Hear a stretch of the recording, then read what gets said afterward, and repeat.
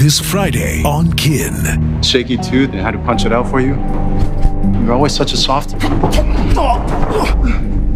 You never had what it takes.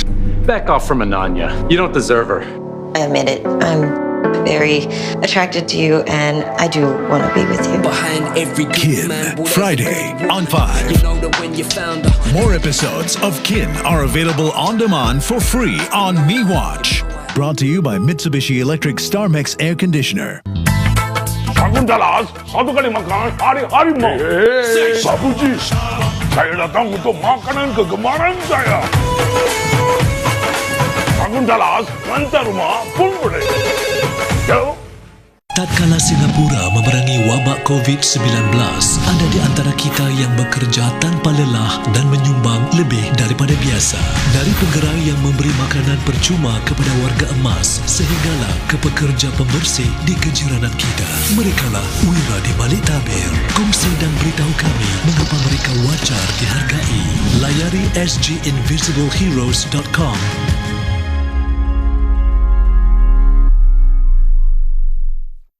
Saya dah tak sabar lagi untuk cabutan perdana Golden Chance yang akan berkemuncak minggu ini.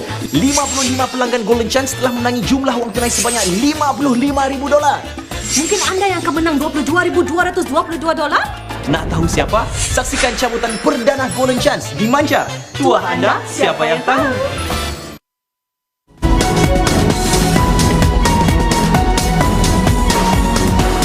Selamat bertemu kembali.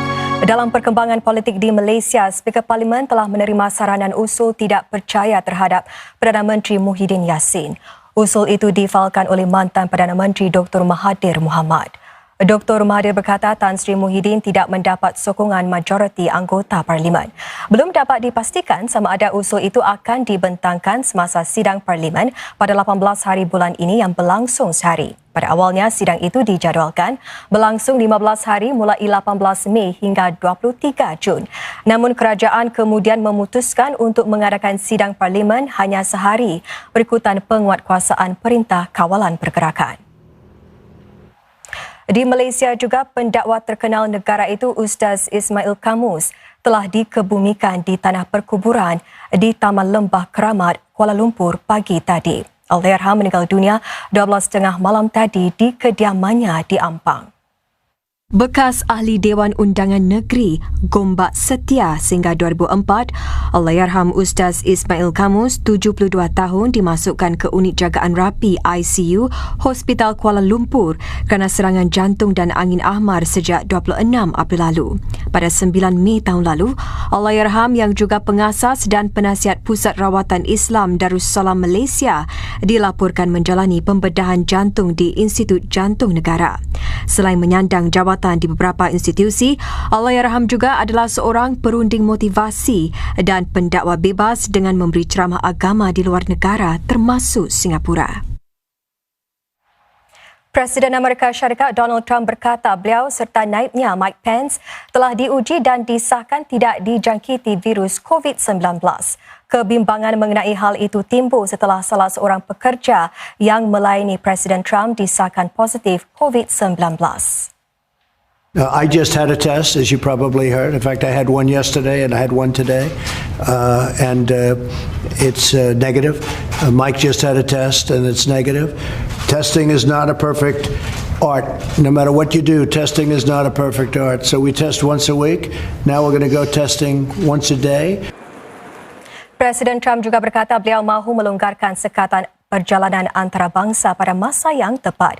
Namun Presiden Trump tidak pula menyatakan bila beliau akan melakukannya. Di dalam negeri, 37 masjid telah menyalurkan dana $600,000 ke arah buka puasa SG United. Wang itu hasil sumbangan fidyah dan derma sepanjang bulan Ramadan sekarang. Buka puasa SG United menyasar untuk menyediakan 20,000 bungkus juada berbuka puasa setiap hari semasa bulan Ramadan kepada para karyawan jagaan kesihatan serta keluarga mereka selain para penerima zakat MUIZ dan keluarga lain yang memerlukan bantuan makanan. Menurut satu kenyataan MUIZ, jumlah $600,000 tersebut adalah tambahan kepada $1 juta yang disalurkan oleh MUIZ sebelum ini.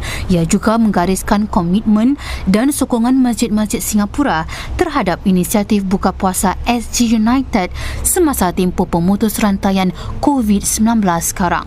Dengan sumbangan dana permulaan sebanyak $1 juta daripada MUIZ dan $600,000 daripada masjid-masjid, jumlah keseluruhan yang terkumpul bagi inisiatif buka puasa SG United adalah $2.58 juta. MUIZ menambah lagi $420,000 masih diperlukan bagi menyokong inisiatif itu.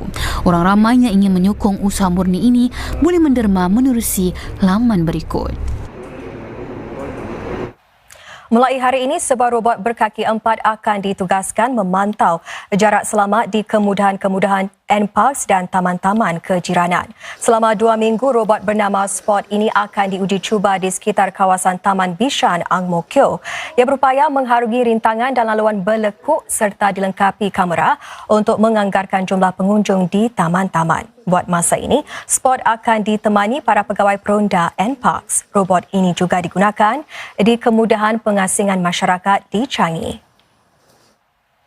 Seorang lelaki tempatan berusia 38 tahun didakwa di mahkamah siang tadi kerana melanggar perintah kawalan yang melarang perhimpunan sosial semasa tempoh pemutus rantaian jangkitan COVID-19 sekarang. Francis So Seng Chai didakwa menghadiri satu perhimpunan sosial di Rumah Lai Bauru di Circuit Road pada 8 April lalu. Perhimpunan sekitar sejam itu turut melibatkan 5 anggota isi Rumah Lai. Di bawah peraturan Perintah Langkah-Langkah Kawalan Sementara COVID-19, perhimpunan sosial dilarang bagi mereka yang tidak tinggal serumah. Peraturan tersebut berkuat kuasa antara 7 April hingga 1 Jun depan. Di mahkamah juga, seorang lelaki warga Cina didakwa kerana cuba memberi rasuah kepada seorang pegawai polis yang menahannya kerana tidak memakai pelitup semasa berada di luar. Pemegang pas kerja berusia 27 tahun itu didakwa menawarkan $50 kepada pegawai polis itu supaya dia tidak didenda. Jika sabit kesalahan berkaitan rasuah, Chen boleh didenda sehingga $100,000 dan penjara sehingga 5 tahun.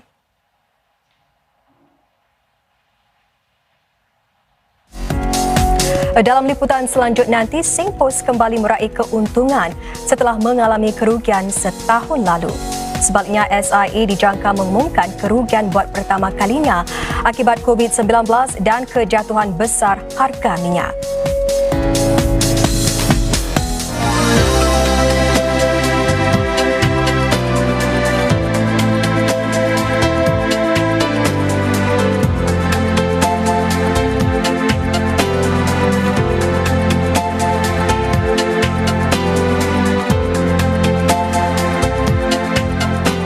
Laporan cuaca dibawakan oleh Mitsubishi Electric. Saya dah tak sabar lagi untuk cabutan perdana Golden Chance yang akan berkemuncak minggu ini. 55 pelanggan Golden Chance telah menangi jumlah wang tunai sebanyak $55,000. Mungkin anda yang akan menang $22,222? Nak tahu siapa? Saksikan cabutan perdana Golden Chance di Manja. Tuah anda, siapa yang tahu? Tatkala Singapura memerangi wabak COVID-19, ada di antara kita yang bekerja tanpa lelah dan menyumbang lebih daripada biasa. Dari penggerai yang memberi makanan percuma kepada warga emas sehinggalah ke pekerja pembersih di kejiranan kita. Merekalah wira di balik tabir. Kongsi dan beritahu kami mengapa mereka wajar dihargai. Layari sginvisibleheroes.com.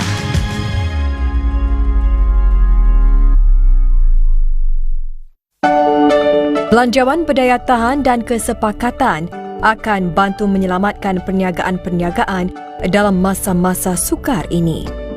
$21.7 bilion akan disalurkan ke perniagaan-perniagaan sebagai bantuan gaji tahun ini.